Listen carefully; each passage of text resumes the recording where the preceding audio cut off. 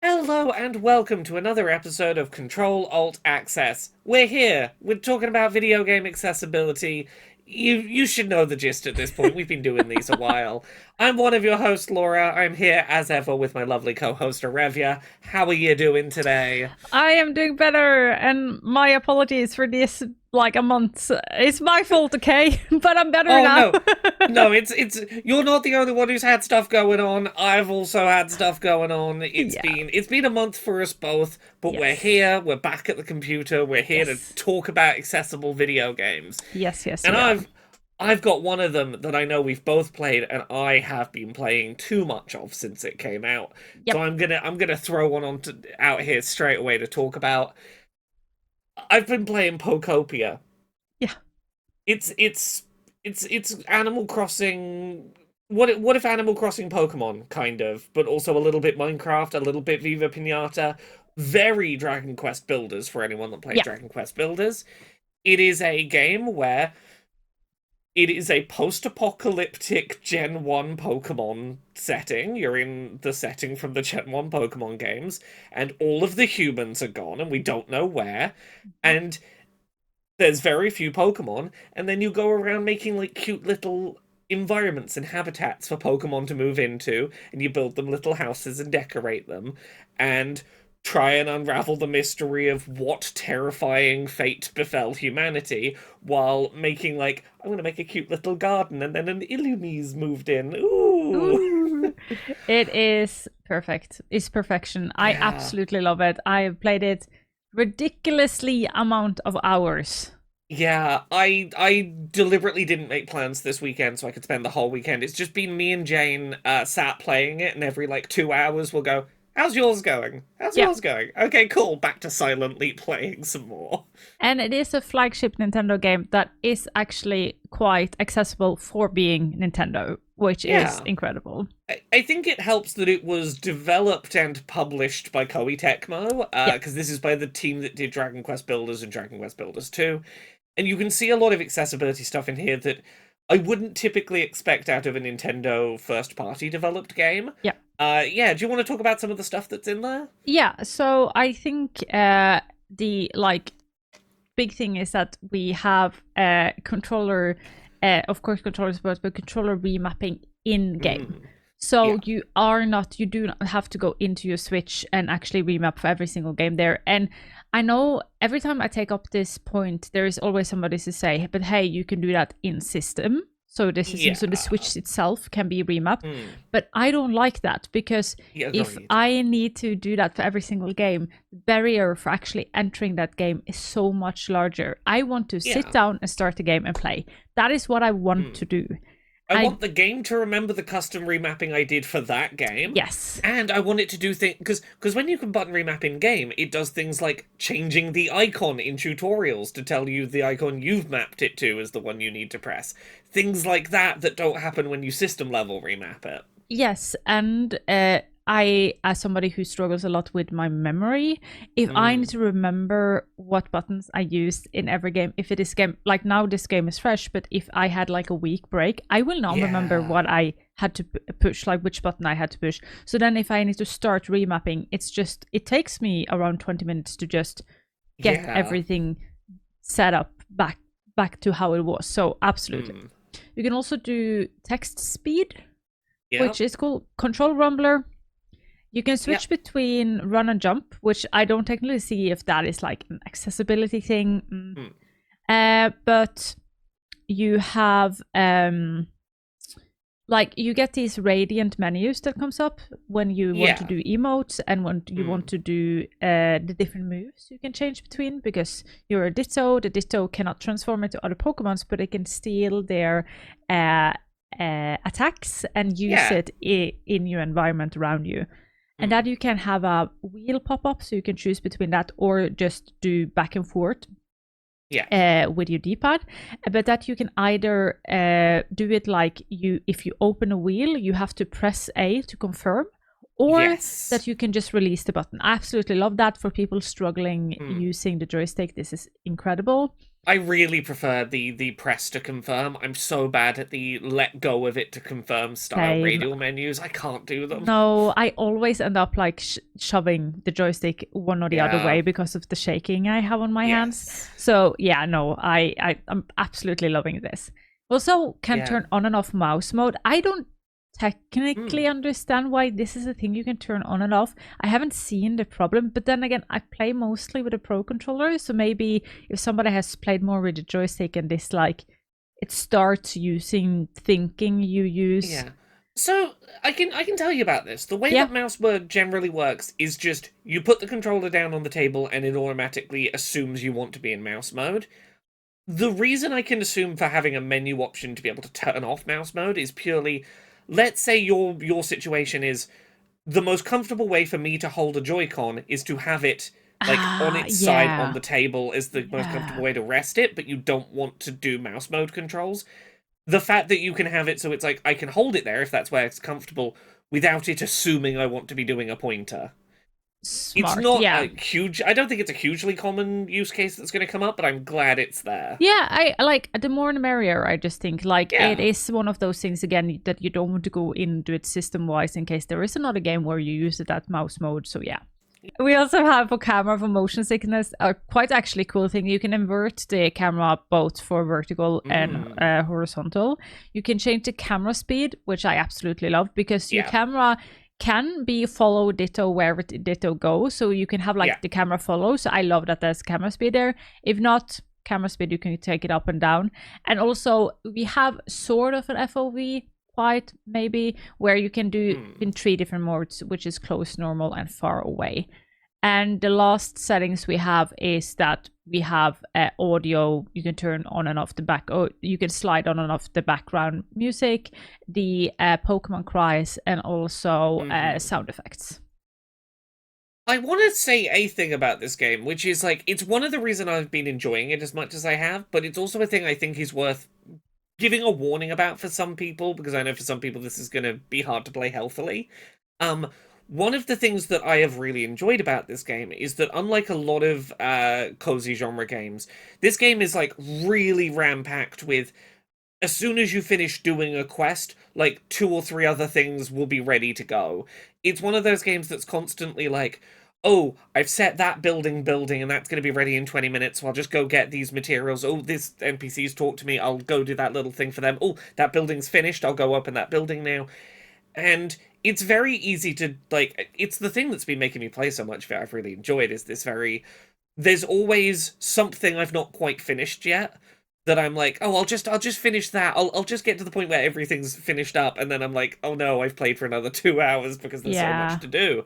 And that's great if you can put it down safely. And like, I can recognize this is the kind of game that at points in my life I would have had compulsion issues with and probably wouldn't have been able to play healthily. I've been good about having, like, I've just set timers for myself while playing this, because I know that time will just get away from me, and that I need to remind myself that time has passed. Makes it a very compelling game to play, but, like, it's worth knowing if that's the kind of game that's going to be, like, you're going to have trouble with. Yeah, and also you can do the cheat that you can do in Animal Crossing, but this time it's not any like punishment, and that is that you can change the timer on your Switch to make things go faster. You can, but of note, if you then turn the time back, the thing that you time forward to finish building will unmake itself. Oh, okay. I did not know that. So you can't, yeah, if you time travel forward to finish like a project building, you can't set your time back to the real time without undoing the thing you made. Oh, okay. Which is, also, just worth knowing. Yeah, I also feel like in most cases, one of the things I like with Animal Crossing and Pokemon games is that these are the ones of like one punch button game, which is by design quite accessible.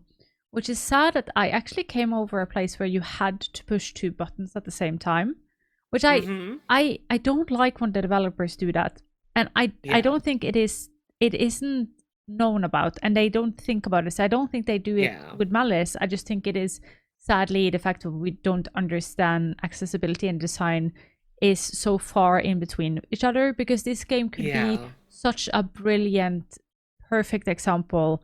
And it was, sadly, I can't remember what it was, but it was something you needed to do to get one of the main quests to prolong. So then as soon as that hits, that is like, ooh, that's a really big barrier, because a lot of gamers do only have the possibility to use one finger. So that is like the fact that, okay, now I'm walking forward, now I need to release the joystick to press a button. And then as soon as you connect in two buttons at the same time, their setup doesn't work. Or they need to make a bigger setup. So that was a bit disappointing.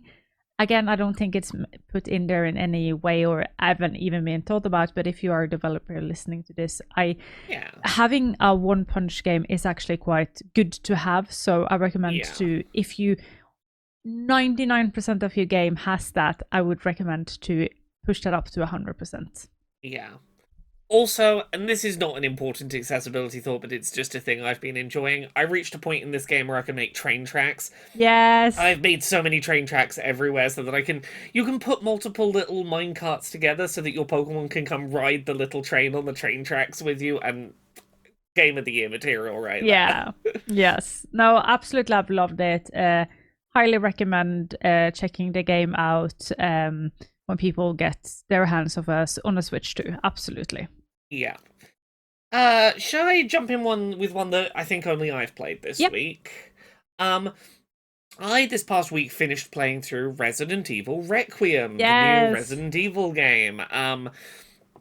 So, first of all, I just want to get this out of the way. The biggest accessibility win for this game is that it's playable in third person.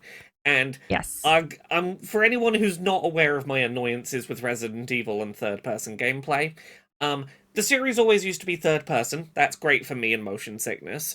Resident Evil 7 playable only in first-person. I played through it, I loved it, but I couldn't play it for more than like an hour at a time because of motion sickness. Same for Resident Evil 8. And Resident Evil 8 annoyed me because they eventually did. So Resident Evil 8 had an accessibility patch that added a bunch of free accessibility features. And then like a week later, third person mode was made available, but only as part of a paid story DLC, not as part of the accessibility update. And what annoyed me about it is that the developers in a little developer video talked about how useful third-person mode is for motion sickness-prone players. So they understand it's an accessibility feature, but they didn't put it in the free accessibility patch, they put it in the paid story patch, and that annoyed me. Yeah. So, that out the way, the new game, by default, it's a game of two halves. One half is like very scary, tense survival horror. You play as this woman named Grace, and like that's the half of the game where you never have enough ammo, everything's very deadly, you don't have enough inventory space, you gotta run away from your problems. And you've got the other half of the game you play as Leon, the protagonist from multiple past games, who will just chainsaw enemies in half and roundhouse kick them, and it's like the very action horror. By default, Grace's sections are played in first person and Leon's in third person, but right at the start of the game, before you even get to the main menu, it says, do you want to change either of these? Do you want to play both in third person? Like, it explains, here's why we made this one first person, because we thought it'd be scarier for the scary bit, and we made it third person for the action bit, but you can change that, and that's super okay. Thank you. Thank you, Capcom. I enjoyed this a lot, and I could binge play it. I could play it for like 5 or 6 hours in a sitting and not feel ill. That meant so much. I have had so much fun watching it. I cannot play it myself, but watching people play it. And my For You page on all of my apps is just people thirsting over Leon. Look, I'm not typically one for men. Men don't usually do it for me. Leon kind of does. I get him. The developers know what they're doing, the way you have to open up the like cupboards. And I was just like, oh, Oh, okay. Yeah. Look, And Leon's an effeminate pretty boy with just enough facial hair to go, okay, okay. Just and a little scratchy face, sure. as somebody who now is not a young woman anymore, I am a woman. And I so appreciate that we have a man in the game and not like Right. a boy who is like 18. I don't want that in my games because Right. I Give want me a man. Oh. But yeah, other than third person, couple of nice accessibility things. There is an aim assist mode in this. It works really nicely. There's a lot of ways to customize like the parameters of it, but the default is you can either have it so you flick the stick and it moves the reticle to like where the zombie is right now, but it doesn't like keep following them, or you can have it the way that I prefer, which is you flick the stick, it moves to the zombie, and it stays locked onto them. Yeah. I don't think it trivializes the difficulty of the game because you still have to deal with being aware of where other zombies are, dodging out the way of them, being thoughtful about like what kind of ammo you use, or even if you use ammo at all or you just run away. So there's still difficulty there, but it feels really nice, that aim assist. On the harder difficulties, you only have like limited numbers of. You can only save at like specific locations, and you have to use a consumable item to save. In the easier difficulties, you've got autosave. You have unlimited saves at the manual save points. That I really appreciate as well. Yeah, having played it, I had a great time with this game. I'm glad that Capcom has been slowly building Resident Evil's selection of accessibility things over time. Yeah. This one has accessibility presets for like motion sickness, motor disability, hearing, vision. Like they've been pretty thoughtful in like understanding the kinds of people that the different settings they have are going to help, and like telling you up front what settings are there. Generally speaking, I've just really enjoyed it. It is equal parts like very serious, very scary horror and silly, goofy action fantasy nonsense. Every time that like I go from that's the scariest thing that's ever chased me, I'm so scared, to Leon like bazookas a guy and then like says a funny quip, and I'm like, yeah, this game's good. And there is now out accessibility mod for the game that makes all the spiders over to Thomas the Tank Engine. Yes. I was gonna say, the default game does have one area with one very large spider boss. Yeah. It is pretty intense if you've got arachnophobia, but on PC, that's not a problem. Thomas the Tank's here to save you. Yes. Yeah, what about you? What have you been playing recently? So I have had the best time of my life because I absolutely love when we get remakes of games I played when I was a child. Yes. Because yes. I do not know if people understand it, but since I have gotten my barrier problems now that I am an adult, there is a lot of games from my childhood I'm just barred from ever playing again. Because they're just inaccessible for me. So now we have had Rayman that has come out, and it is now on computer, which means I can use my foot controller, and I absolutely love it. And there's also a lot of other accessibility things in the game. Yeah. So this is the original Rayman, but like the versions of it for lots of different systems, right? So it's like you've got the Game Boy version, the PlayStation version, all of the different versions of Rayman 1. Yes, and now you have it with some accessibility things where like you can make the timer go back again. So when you do a mistake, right, you can just rewind. You can just rewind. Yes. Yeah. Sadly, though, there are more accessibility things in it. Let me see if I can remember what it is, though. It can be like an... you can have infinite life. I know is one of them. So there are some more accessibility that's been added. It's like infinite life, max HP, and infinite continues. But if you take them on, they are going to bear you out from getting any achievement, which I think is bad. Yeah, I don't like when it is like that, because it is like, you have still played the game.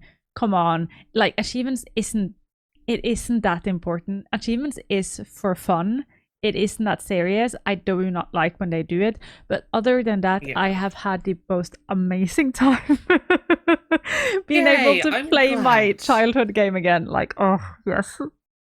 As you say, it bringing older games to new platforms, even if this hadn't had like the unlimited lives or whatever, or those settings based things, just putting it on modern hardware can by itself make old games more accessible, and that's always nice to see happen. Yeah, absolutely love it. Having the best time of my life. And on that note, I can just like quickly also take in that I've been playing FireRed. Like, yeah, Yeah. but that isn't any new accessibility, isn't any new. Like, that is a true copy, even to down to that they haven't even changed which button you press, so you still get asked to press start and select. So if you are new to, have never actually had a Game Boy Advance, you might not like, what does it, is plus or minus? So yeah, that one is a true copy of the original one. I love it, but it reduces the accessibility. Yeah. It does. I'll say this, it annoys me slightly because there are definitely accessibility things they could have done, and it's not like they just put the ROM on the Switch and like didn't change it. They went in to do things like you can't call your rival arseface anymore. Yes. I like tried. they've gone in they've gone in to put like profanity filters on some of the rival names and this, that, and the other, and it's like, if you're going in to do that, you could do toggle the run button rather than needing to hold it. Yes. Or there's some of the things that emulators do where you can play it at a higher speed, or like there are things, if you were going in, you could have done things, particularly considering these aren't being given for free with your like Nintendo Online subscription. They're separate purchases. Yeah. I'm glad that they're there. I'm enjoying playing them. It does feel like they could have done more. And like, even when you think about the Nintendo Online, where they have these other games that they have been giving out for the Advance, where they already have more accessibility because it is the sort of program you use, the ROM program you use on the Switch has some accessibility, so rewind and stuff like that, and reconfigure some buttons and stuff. Like, it's already sort of there. It is a bit annoying. I am having fun, but I understand why they're not letting us have it on NSO and they're not letting us have rewind, is because they don't want people to trade a Pokemon to someone and then rewind to before they made the trade, so they've still got the Pokemon and the new person has it. Like, I understand what they're trying to get around, but like, that's an accessibility feature that you are shutting people away from, and that does kind of suck. And also that you cannot do online trading. You have to do local online trading, which also sucks because all my gaming friends are far, far away from me. I haven't tried that yet. Can you not do online? No, you can only do online local. So you still need to be local, which I found that's weird. That is just weird because we have, like, with the Switch 2, that is just weird. Well, again, that's a thing where if they'd put them on NSO, one of the things that the online emulator, like the Game Boy Advance emulator they have on NSO does, is games that only have local multiplayer, you can do local multiplayer over the internet. Yeah, so that's a thing that emulator does, and that they could have put in this. Yeah, and you can do some local stuff, but you cannot trade, which is weird. I don't understand why that is, but yeah, I am having fun, but it is like fun with a small taste of sour. I have to say, though, they might have put in profanity filters in English, but they have not done that in Norwegian. So I have so many Pokemon with really bad Norwegian names. Let's go! Yes! So, we have one more that both of us has played, though. Yeah, which one have both of us played? God of War, Sons of Sparta. Oh, yeah. I didn't enjoy this. This one is a hard one for me because it is like, I had fun, but it didn't feel like it was finished, and it's not something I normally like. Santa Monica Studio, I expect more from them. Yes, but I also see that Mega Cat Studios is behind it, so I'm wondering, like, is Santa Monica Studio just like sort of a bit behind it because they are the God of War people? Like, I am wondering how it is there, because there is something here that Yeah. like I had on captions, and then I came over part that was like a well where I could like what was it? I have to actually find the actual saying because it is ridiculous that this has gone through.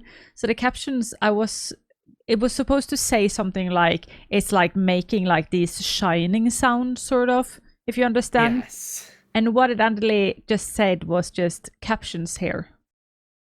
Yes. And There's a few problems like yeah. that, yeah. And it's like, oh, why? Like I feel like it feels rushed. Yes. Which I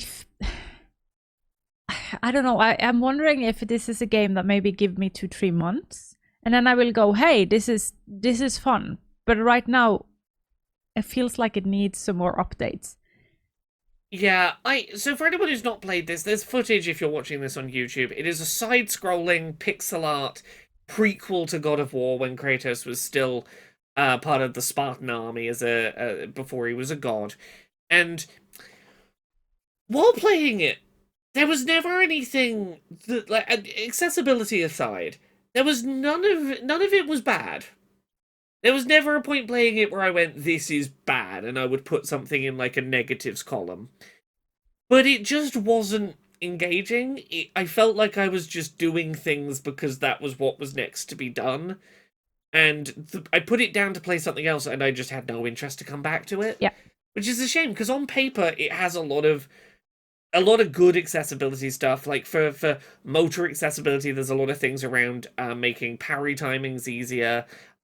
Lots of things to try and help a bit with some of the more challenging combat aspects. But just little oversights like caption here. It's like, yeah, it feels a little like some of the accessibility was an afterthought that was, they put it there because they've seen other people do that accessibility thing, not because they necessarily understood how to do it right or why to do it. and like I put on like a tutorial that I want a tutorial spot pop up, but in the start for like the first anime you do, I didn't get any tutorials. I was just like, yeah. And then it turns out because you were supposed to die, or you were not supposed to die, you were supposed to not be able, you were supposed to be hit by the boss.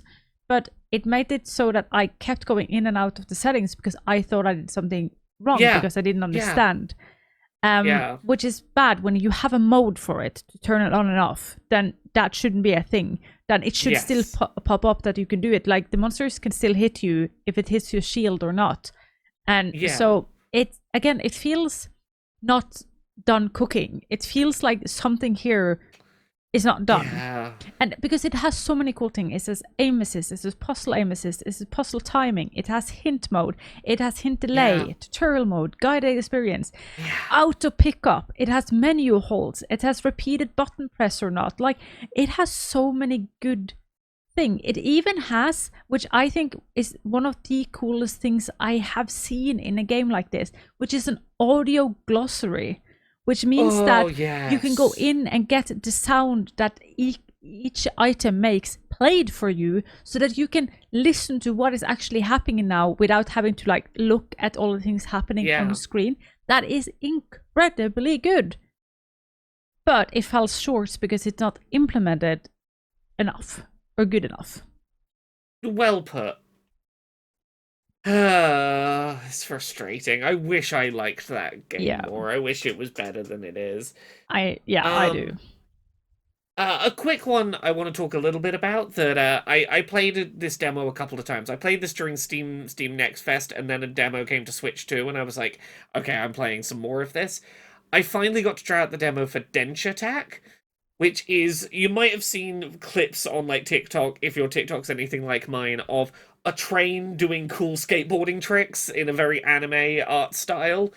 The idea of this game is it is in a near future where a lot of Japan has been built up into these like big futuristic cities, and you're this kid that like drives a train in a rural bit of Japan, like making deliveries and things, and you're like jumping from track to track in your train trying to deliver like local groceries faster, and you get told about like the big city train competitions.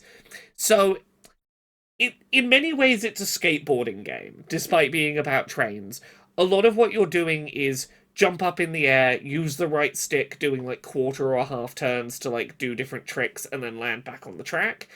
Um, but it is also a game about trying to get through tracks as quickly as possible or finding all the secret activities to do in tracks. So you're doing things like a level might have find 5 sandcastles to destroy, or complete the level without ever falling off the track, or whatever your little secret side objectives to do are.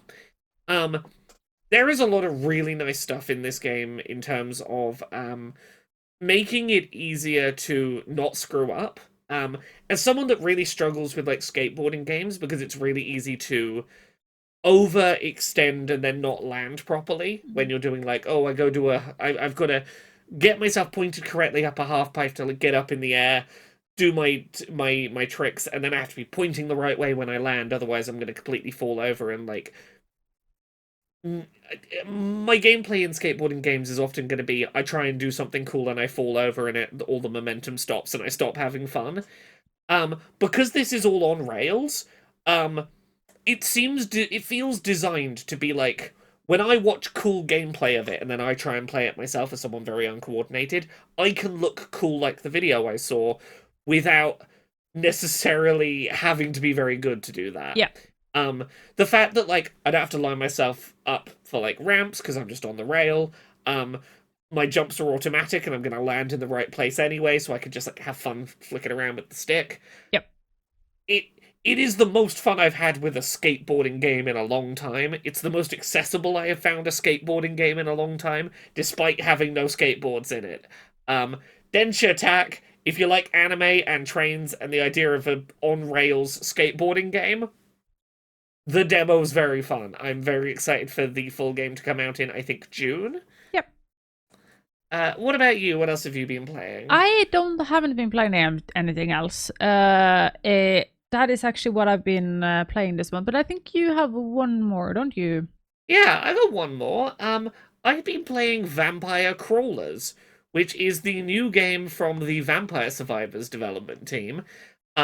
Instead of being top-down and automatic attacks at all these waves of enemies coming in, this is a first-person dungeon crawler, where you have a deck builder and you're building a deck of cards, and these are the same weapons and enemies you would have in Vampire Survivors, but you get to an enemy and you're doing turn-based card combat to fight enemies. It has a couple of really interesting, unique ideas I really like. One of my favorites is, if, let's say I pull my hand of cards for a turn and there's a bunch of enemies in front of me, if I have cards in my hand that, like, increase in the mana cost of them, and I play them in increasing order, so I play, like, a 0-cost card, then a 1-cost card, then a 2-cost card, by playing them in increasing order, they'll be more powerful than they would normally be. Oh. So, like, my 0-mana card, because it's the first one in the chain, will just do whatever it says on the card.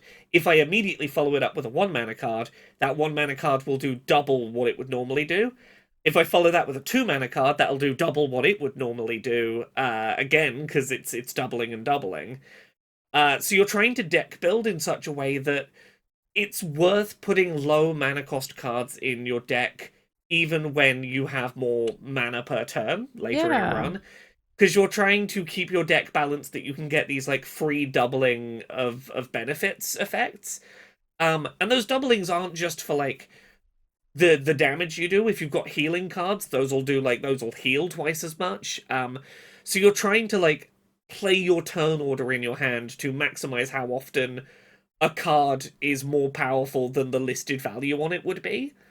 I really like that right from the default when you jump into a level, you've got a fully visible map in the bottom right that completely shows you all of the enemies on the map and where everything you're looking for is.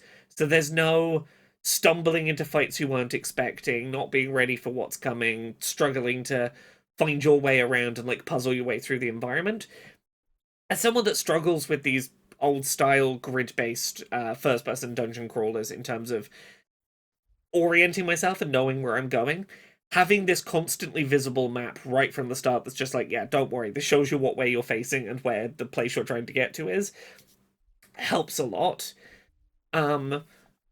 This is still a roguelite, so instead of having like you start with you're playing as a particular character as you would in Vampire Survivors, now you pick a character to come along with you, and they will add a character specific card to your deck that will be like one of them off the top of my head was, for the next 4 rounds, anytime you play a red card, that red card will gain extra benefits. So you're sort of incentivized to deck build around, I will get benefits for this type of card, I'll put more of them in my deck. Cool. Yeah, it's very fun. It's less overwhelmingly chaotic than Vampire Survivors. It's less, I need to be constantly paying attention and, oh, there's overwhelming things going off everywhere. It's a little more laid back, and you can take your time with it a bit more because it is turn-based. Yeah.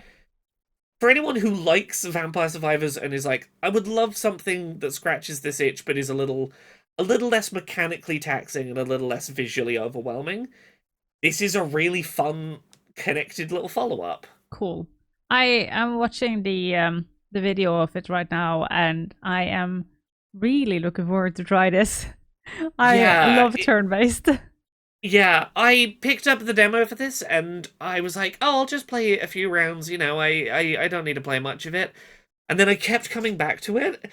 I keep coming back to it and going, oh, I could play more. The demo has a lot of content in it if you want to play it. So I'm like, yeah, they've got their hooks in me. That was it for the games this week, wasn't it? Yeah, so shall we talk about some newsy bits? Yes. First up this week, we've got PlayStation is getting rid of some of their stuff that would have been accessible for people, unfortunately. We've got a couple of stories here. The first one is that Bluepoint, which is the studio that was doing a lot of PlayStation's like remakes of old games, that studio is being shut down. This is the studio that did things like the Demon's Souls remake, the remake of Shadow of the Colossus. And that's a real shame, because a lot of those ports they've done have been more accessible than the original versions of their games. It's been really nice to see modernizations and accessible improvements on games from maybe 10 years ago.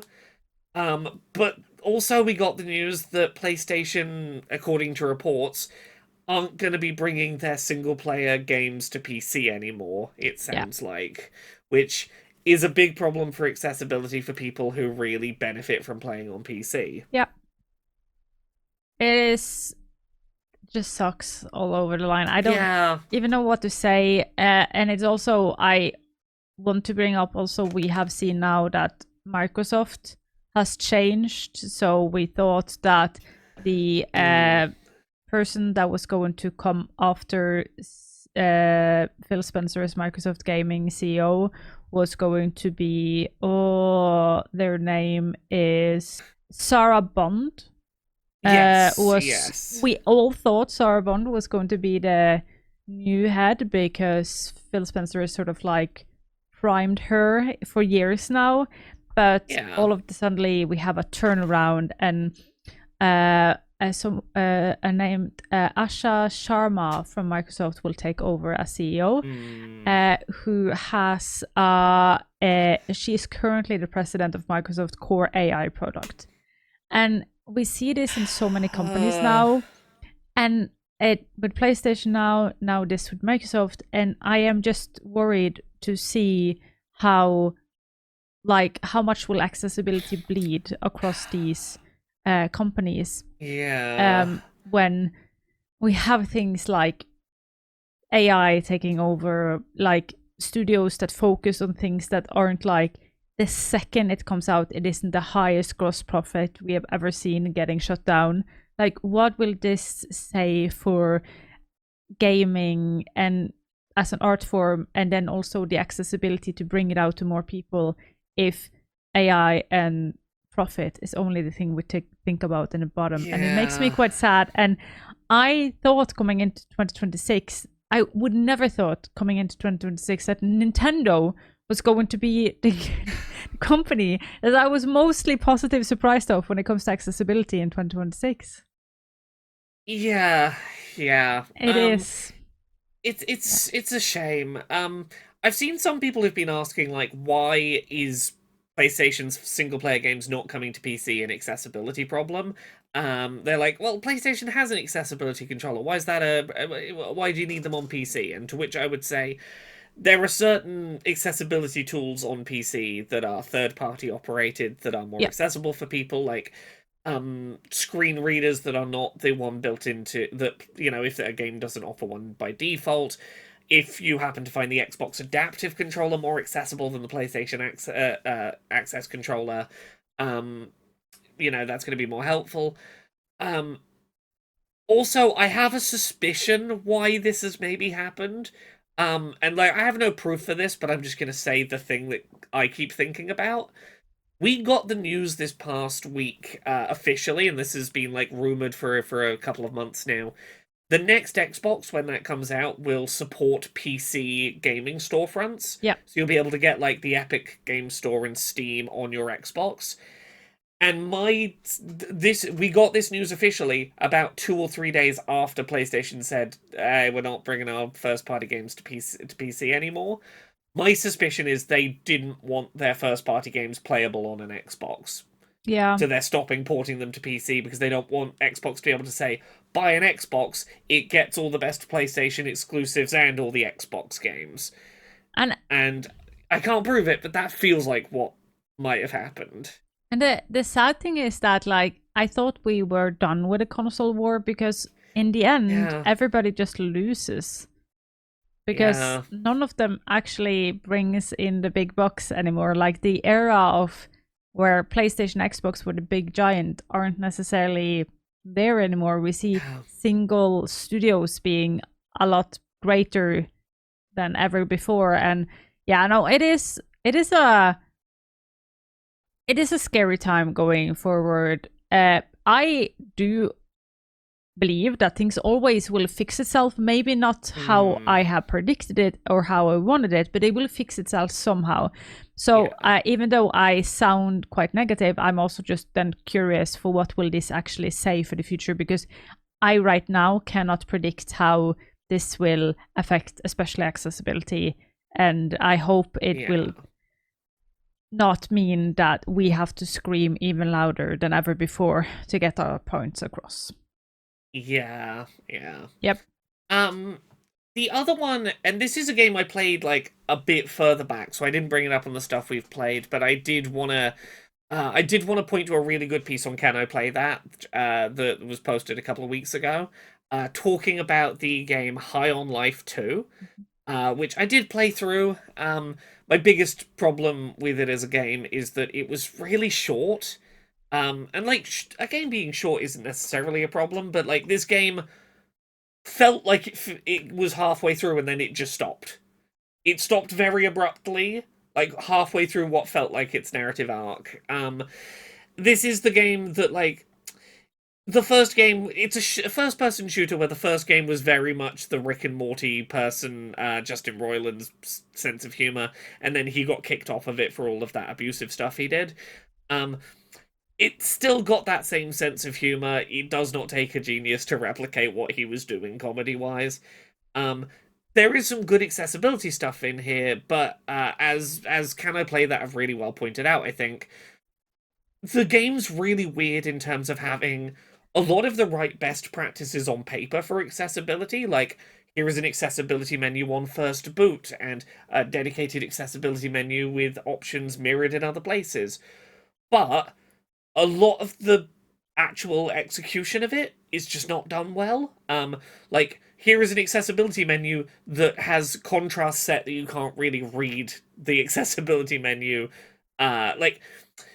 It plays like a game that someone read a checklist of what you're meant to do accessibility-wise, but didn't understand how to do it. Yeah.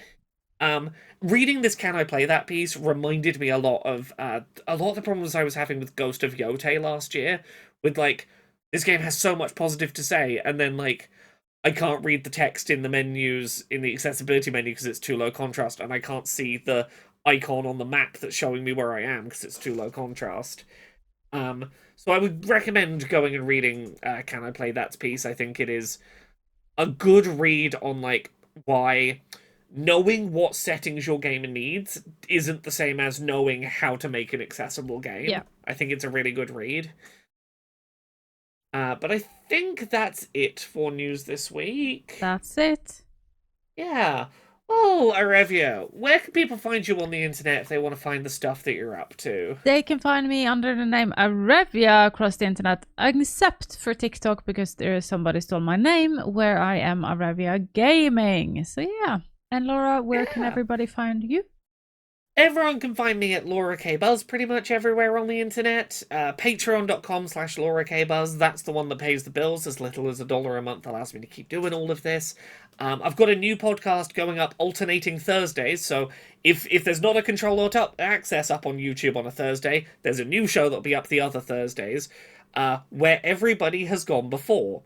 It is a podcast where myself and Jeffrey Bunting, who also talks about video game accessibility, we spin a wheel of every Star Trek episode that has ever existed, and we watch and talk about one. Yes. And so far we have talked about a season finale from a children's spin-off that Jeffrey had never seen, a season finale from Star Trek Enterprise, the kind of sexist one that I never bothered to watch, and an episode of Star Trek Voyager in which a man backflips away from sex.